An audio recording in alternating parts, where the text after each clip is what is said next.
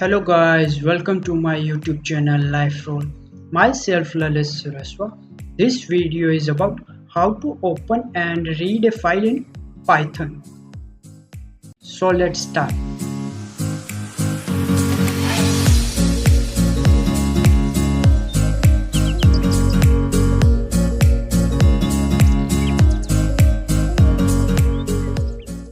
So the first thing that I have to cover in this video is why we need files. जैसे आपने कोई programme बनाया, ठीक है, उसमें आप क्या कर रहे हो, यूजर से डेटा इनपुट करवा रहे हो, ठीक है, और आपको पता है कि जो डेटा आप यूजर से ले रहे हो वो बेसिकली रैम में स्टोर होगा। ओके, एंड वो डेटा कब तक स्टोर रहेगा रैम के अंदर? जो फंक्शन आपने कॉल किया है, ठीक है, जिसकी प्रोसेसिंग चल रही है, ठीक है, वो कंप्लीटली एग्जीक्यूट नहीं होता तब तक वो डेटा रैम के अंदर स्टोर रहेगा। ठीक है, जैसे ही जो फंक्शन आपने कॉल किया था वो कंप्लीटली एग्जीक्यूट होता है, वो डेटा वहाँ से रिमूव हो जाएगा। ठीक है, एंड उस फंक्शन ने जो मेमोरी ऑक्यूपाई की थी रैम के अंदर वो फ्री हो जाएगी। ओके,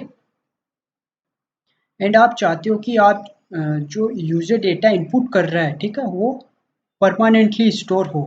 ठीक है, तब आपको फाइल्स की नीड होती है। ठीक है, तब आप क्या करते हो, आप फाइल्स बनाते हो कि यूजर जो डेटा इनपुट कर रहा है वो परमानेंटली स्टोर हो जाए आपकी हार्ड डिस्क के अंदर। Okay, so the files are basically used to store the data permanently.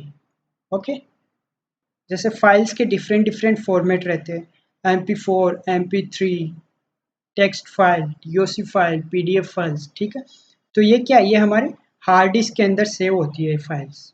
ठीक है, so the next thing that I have to cover in this video is how to open a file with Python. Python have a predefined function open that is used to open a file. Okay, when we want to read content from a file, then the first step is open a file. जैसे देखो desktop पे एक file है demo.txt। ठीक है, इसको मेरे को ओपन करना है, तो with the help of open function मैं इसको ओपन कर लूँगा। Okay, so open. ठीक है, अब इस फंक्शन में क्या स्पेसिफाई करना है, पाथ। ठीक है, इस फाइल का पाथ स्पेसिफाई करना है, demo.txt। ओके, एंड यहाँ पे आपको डबल बैक स्लैश यूज में लेना है। ओके, ओपन फंक्शन क्या करेगा, जो हमने यहाँ पे पाथ स्पेसिफाई किया है, ठीक है, और हमारी फाइल का नाम क्या है, demo.txt। ठीक है, इस फाइल को ओपन करेगा और इसका एक ऑब्जेक्ट रिटर्न करेगा। तो हमें पता है कि रिटर्न करेगा तो हमें एक वेरिएबल की नीड है। ठीक है, तो मैं यहाँ पे क्या करता हूँ, एक वेरिएबल क्रिएट करता हूँ, फाइल। ठीक है, अब जैसे ही ओपन फंक्शन यहाँ पे इस फाइल को ओपन करने के बाद में जो ऑब्जेक्ट रिटर्न करेगा वो कहाँ पे स्टोर होगा, फाइल के अंदर। ओके, एंड जो हमने ओपन फंक्शन में पास किया ये क्या है, एक आर्गुमेंट है। ठीक है, हमने पाथ स्पेसिफाई किया है कि इस पाथ की हमें फाइल ओपन चाहिए। Okay, you can also specify a mode in which you want to open a file. Okay, जो डिफ़ॉल्ट मोड रहता है ना हमारी फाइल का, जिसमें हमारी फाइल ओपन होती है, वो कौन सा रहता है, रीडिंग मोड। ठीक है, कि हम जो फाइल ओपन हुई है उसको रीड कर सकते हैं ओनली। ठीक है, once a file has been open and used you should close it. ठीक है, जैसे आपने कोई फाइल ओपन कर रखी है और आपने उसमें पूरा अपना जो भी अपडेटेशन था, जो भी आपको कुछ वर्किंग करना था वो आपने कंप्लीट कर लिया, तो आप उस फाइल को क्लोज करेंगे।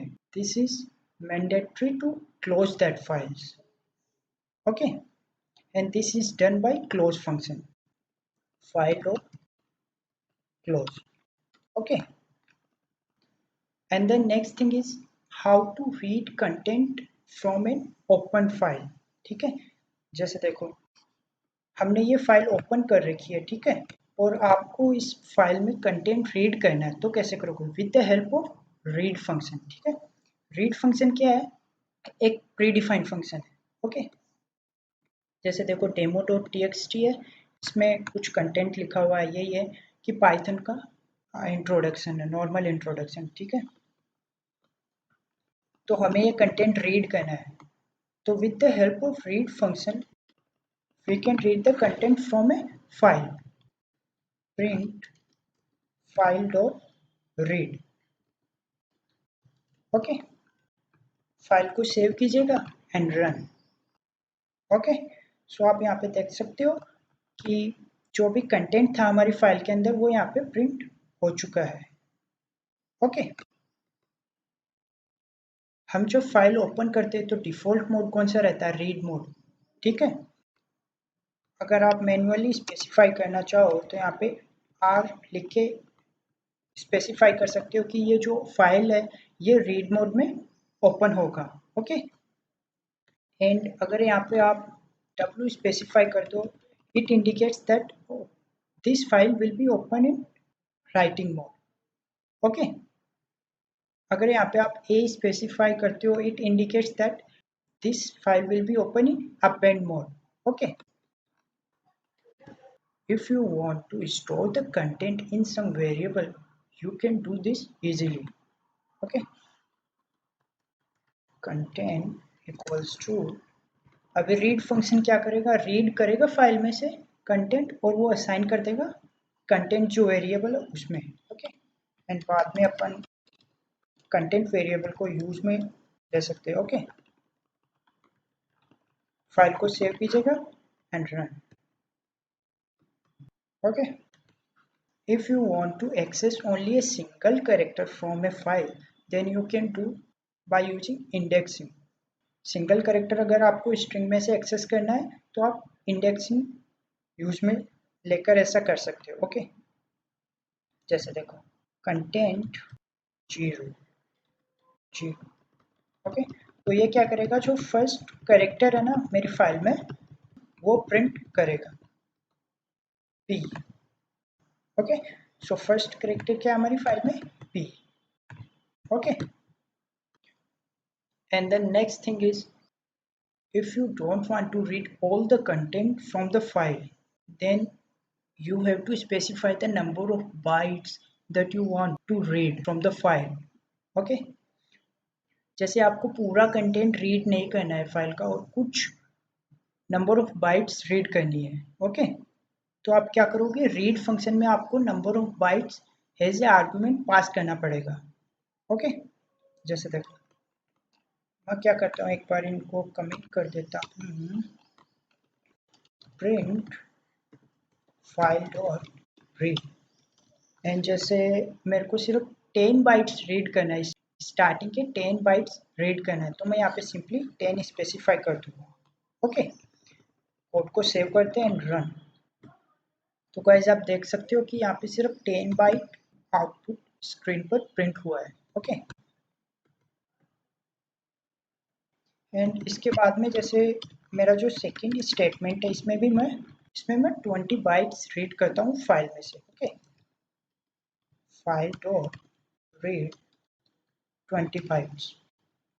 तो ये सेकंड स्टेटमेंट क्या करेगा, ये जो पाइथन इज, ठीक है, इसके आगे से फाइल को रीड करना स्टार्ट करेगा। जैसे देखो कोड को सेव करते एंड रन करते हैं, Python is a popular programming, okay. तो इसने क्या किया कि ये फर्स्ट स्टेटमेंट था ना हमारा, इसने तो स्टार्टिंग के 10 बाइट्स रीड किए थे, एंड जो सेकंड स्टेटमेंट है ये उसके आगे से कंटेंट रीड कर रहा है फाइल में, ओके। एंड मेरा जो थर्ड स्टेटमेंट है ये कुछ 30 बाइट्स रीड करेगा फाइल में से, तो मैं यहाँ पे सिंपली 30 स्पेसिफाई कर देता हूँ, ओके। अब ये थर्ड स्टेटमेंट क्या करेगा, इसके आगे से फाइल का कंटेंट रीड करेगा, ओके। ये देखो Python is a programming language, it was created by, okay.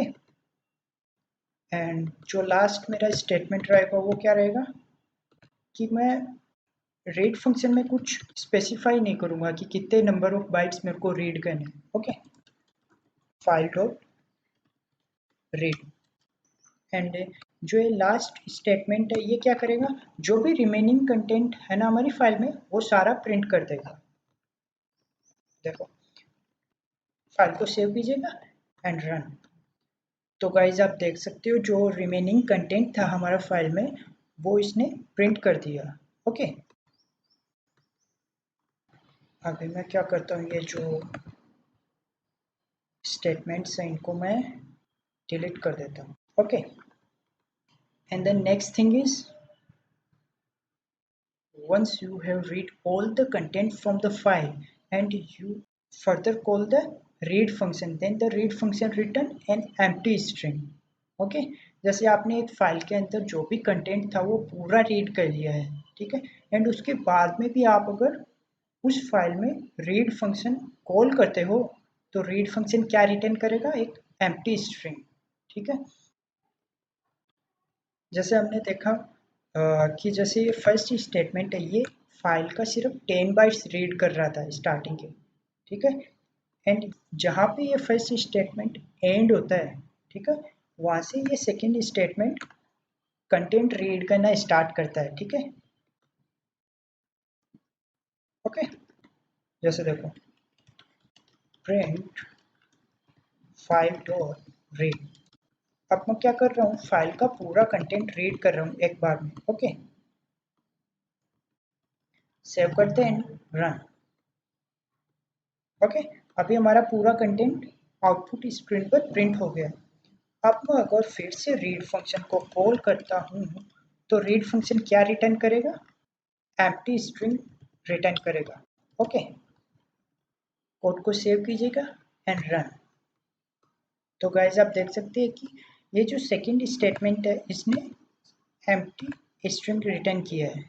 Okay, if you want to retrieve each line in a file you can use the readline method, okay, that returns a list in which each element is a line in the file।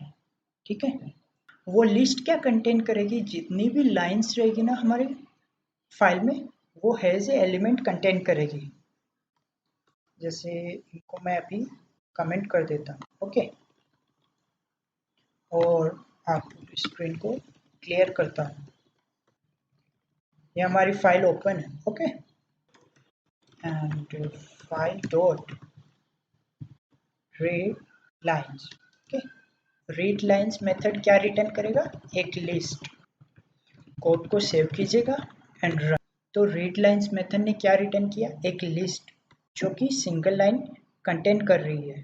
ठीक है, क्योंकि हमारी जो file है इसमें भी single line ही है। Okay, जैसे मैं इसको कॉपी करता हूँ and paste paste paste. Okay, and फिर से हम अपने प्रोग्राम को सेव करते हैं एंड रन। तो गाइस आप देख सकते हो कि अब जो नंबर ऑफ एलिमेंट्स है लिस्ट के अंदर वो इंक्रीज हो गए हैं। ओके, इस स्टेटमेंट को भी एक बार मैं कमेंट कर देता हूँ। ठीक है, एंड आपका जो फाइल का कंटेंट है ना उसको आप लूप के थ्रू भी एक्सट्रैक्ट कर सकते हैं। कैसे, देखो for line in file, okay, print line. Okay, code को सेव कीजिएगा एंड रन। तो आप यहाँ पे देख सकते हो कि जितनी भी लाइन थी ना हमारी फाइल में वो सारी यहाँ पे प्रिंट हो गई है with the help of loop. Okay,